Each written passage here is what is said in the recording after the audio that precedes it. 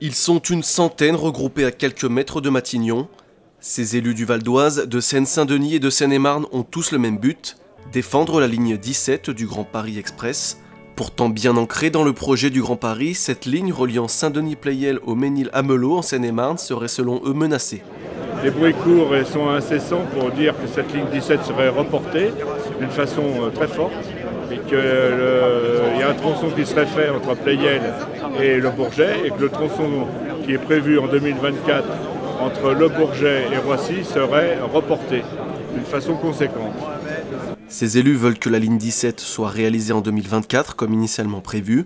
Plus tôt dans la semaine, la rencontre avec le conseiller technique transport du gouvernement n'a pas apporté les garanties attendues. Ils souhaitent désormais rencontrer le Premier ministre. Pour eux, la ligne 17 est essentielle pour le nord-est de la région, notamment par son accès à la plateforme aéroportuaire de Roissy et son gisement d'emploi. Selon les différentes rumeurs, la principale raison de ce changement serait son coût trop important dans le plan financier du Grand Paris. Pour Jean-Pierre Blazy, le maire de Gonesse, la vraie raison est ailleurs. Le modèle économique qui a été imaginé pour le Grand Paris Express est un modèle robuste.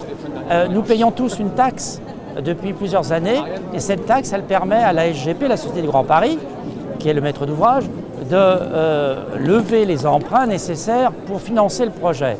Donc, un modèle économique robuste et qui ne pèse pas sur le budget de l'État. C'est ça qui est très important. Donc, c'est un faux argument. En fait, on veut enterrer notre projet.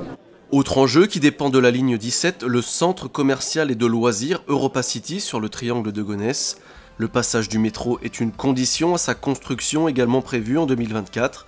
En cas de report de la ligne 17, le projet porté par le groupe Auchan pourrait être également impacté.